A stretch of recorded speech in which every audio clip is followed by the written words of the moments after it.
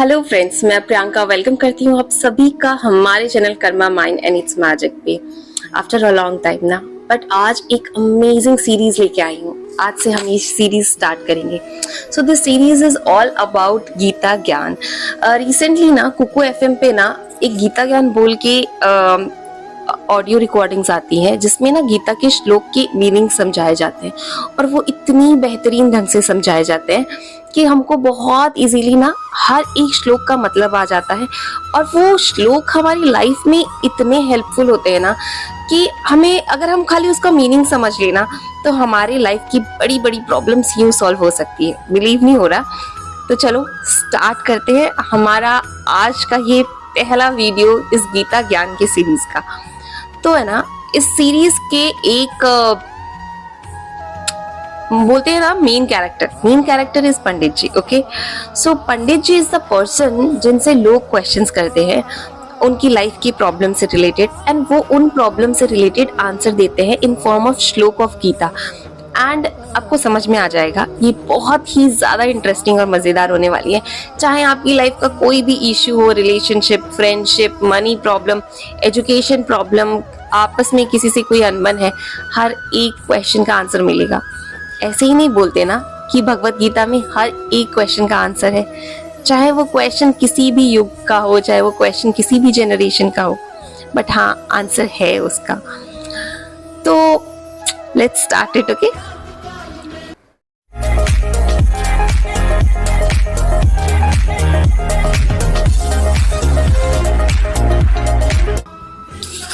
तो हमारी स्टोरी के मेन कैरेक्टर है पंडित जी। पंडित जी ना ही जन्म से पंडित है, ना ही उन्होंने किसी ऐसी पंडित की फैमिली में जन्म लिया है जिनसे उनको पंडित बोला जाए, और ना ही वो ऐसा कोई पंडितों वाला काम करते हैं जिनसे उनको पंडित बोला जाए, बट फिर भी सारे लोग उनको पंडित बोलते हैं। ऐसा क्यों है ये आपको आगे पता चलेगा। इनकी वाइफ का नाम सरला है। इनकी वाइफ बहुत ही शांत स्वभाव की है एंड इनके 2 बेटे हैं, ओके, जो कहीं बाहर जॉब कर रहे हैं ना। पंडित जी इज अ पर्सन जिनको हर नई चीजें सीखने में बहुत ज्यादा इंटरेस्ट रहता है। हर नई चीजों को बहुत जल्दी सीखने की कोशिश करते हैं। तो जब इंडिया में कंप्यूटर्स नए नए आ रहे थे ना, तो सारे ही गवर्नमेंट ऑफिसेज में कंप्यूटर सिखाने के लिए लोग भेजे जा रहे थे, ग्रुप ऑफ पीपल जो ऑफिस के लोगों को ट्रेन करे कि हाउ टू ऑपरेट कंप्यूटर्स को कैसे ऑपरेट करा जाए। तो पंडित जी भी सरकारी एम्प्लॉय थे, उनके ऑफिसेज में भी 4 लड़कों को भेजा गया था उन सबको ट्रेन करने के लिए। वो 4 लड़कों में से एक लड़का था जिनका नाम था संदीप।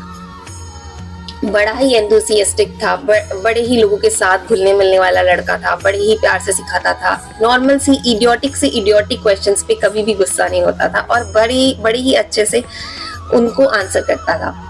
पंडित जी के साथ उसका घुलना बैठना बहुत ज्यादा हो गया। एंड यू नो टाइम जैसे जैसे बीतता गया ना, वैसे वैसे उनका बॉन्ड भी अच्छा होता गया। बट सडनली पंडित जी ने देखा ना कि वो बहुत ज्यादा स्ट्रेस में रहता था। बहुत सडनली उसके लाइफ में बहुत ज्यादा स्ट्रेस होने लग गया, वो थोड़ा दुखी रहने लग गया। पूछने पर भी वो बताता नहीं था किसी को कि क्या इश्यू है उसके साथ। एंड जब पंडित जी ये सारी चीजों को नोटिस कर रहे थे ना, तो उन्होंने सोचा कि संदीप से बात करी जाए, क्योंकि अगर कोई इंसान इस एज में अगर डिप्रेशन में चला गया तो आगे उससे ओवरकम होना, उस चीज को, उस डिप्रेशन को ओवरकम करना बहुत मुश्किल हो जाएगा। तो पंडित जी ने एक प्लान किया कि वो संदीप को अपने घर डिनर पे बुलाएंगे। तो जब उन्होंने डिनर पे बुलाया ना संदीप को, तो खाना खाने के बाद वो दोनों वॉक पे निकले। एंड वॉक पे पंडित जी ने उनसे पूछा कि क्या प्रॉब्लम है जो तुम इतनी परेशान रहते हो। पहले तो तुम बहुत हंसते खेलते रहते थे, बहुत खुश रहते थे, अभी ऐसा क्या हो गया जो एनी टाइम मैं तुमको स्ट्रेस में देखता हूँ। तो संदीप ने पहले तो बहुत आनाकानी की, उसने बोला कि नहीं भाई ऐसा कुछ नहीं है, सब ठीक है। बट फाइनली ही रिवील्ड, उसने बोला कि फ्रॉम द पास्ट 5 years, 5 साल पहले से मैं एक एग्जाम की, कॉम्पिटिटिव एग्जाम की प्रिपरेशन कर रहा था। एंड वो एग्जाम मैंने 3 बार अटेम्प्ट दिया, एंड उसका मैक्सिमम 4 अटेम्प्ट दिया जाता है, ठीक है। मैं 3 बार वो एग्जाम दिया, तीनों बार मैं फेल आ गया, जबकि मैंने बहुत प्रिपरेशन की थी। बट हो सकता शायद मेरे प्रिपरेशन में ही कुछ कमी रह गई हो जिसके कारण मैं फेल आ गया हूँ। एंड अब मुझे ये एग्जाम देने का मन तक नहीं कर रहा, क्योंकि मैं क्या करूँगा, मुझे पता है शायद इस बार भी मेरा रिजल्ट वही होना है, शायद मैं फेल ही होऊंगा। मेरी उम्मीद, मेरी आशाएं सब खत्म होती जा रही है, पता नहीं क्या करूँगा। तो जब पंडित जी ने ये बात सुनी ना, तो पंडित जी ने उनको गीता का एक श्लोक सुनाया, और वो श्लोक है ये, कर्मण्येवाधिकारस्ते मा फलेषु कदाचन मा कर्म फल हेतुर्भुर्मा ते संगोस्त्व कर्मणि। अब हम आते हैं इस श्लोक के मीनिंग के ऊपर। इस श्लोक का मतलब है कि हमारे हाथ में सिर्फ और सिर्फ कर्म करना है। उसका क्या रिजल्ट होगा ये हमें नहीं पता है, और ना हमें इसके बारे में फोकस करना है।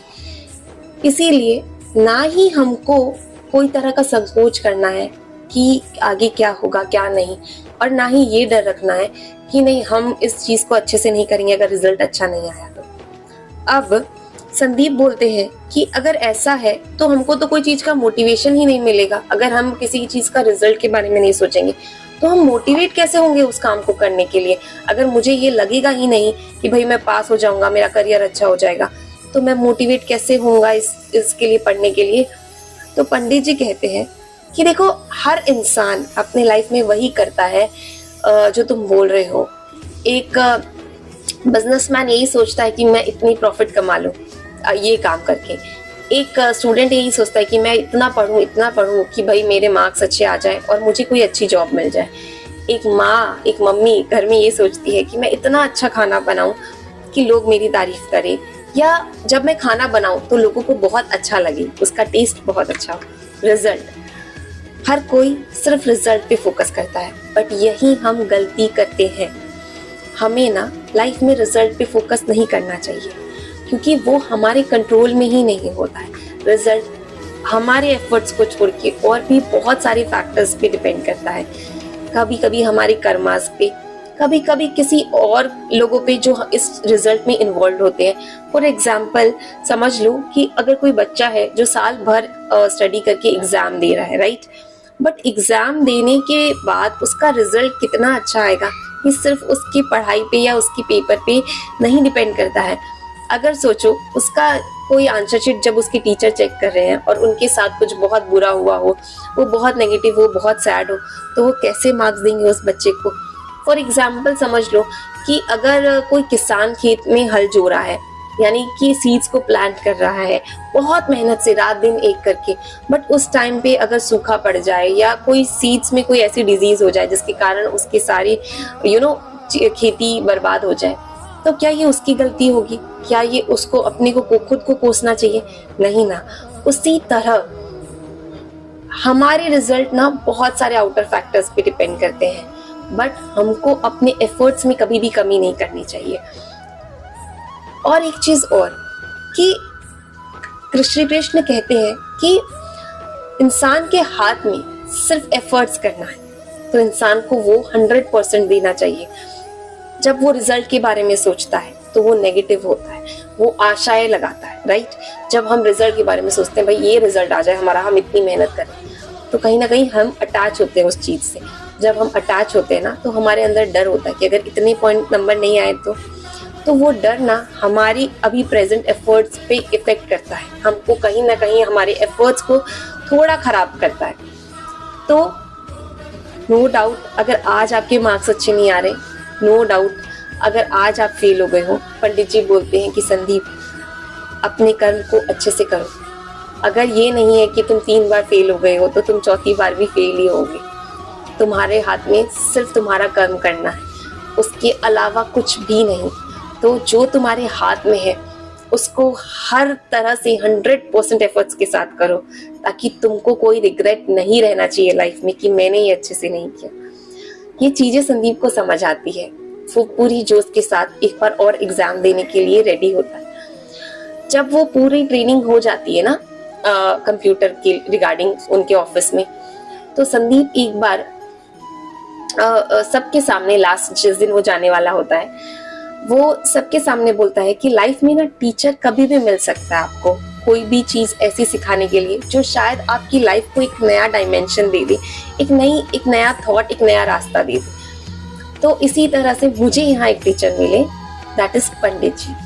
हाँ, ये है तो पंडित नहीं, बट मेरे लिए ये पंडित ही है, क्योंकि पंडित मीन्स ज्ञानी, और इन्होंने जो मुझे ज्ञान दिया है ना, वो मेरे लिए बहुत प्रीशियस है एंड मेरे लाइफ टाइम काम आने वाला है। सो आज से मैं इनका नाम पंडित जी रखता हूँ मेरे लिए। And we in return of guru dakshina उन्होंने पंडित जी को एक व्लॉग स्टार्ट करके दिया जिसका नाम था गीता ज्ञान हर प्रश्न का हल।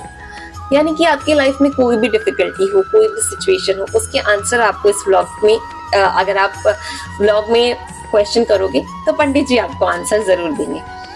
इस तरह से उसने अपनी गुरु दक्षिणा दी पंडित जी को एंड वो चला गया।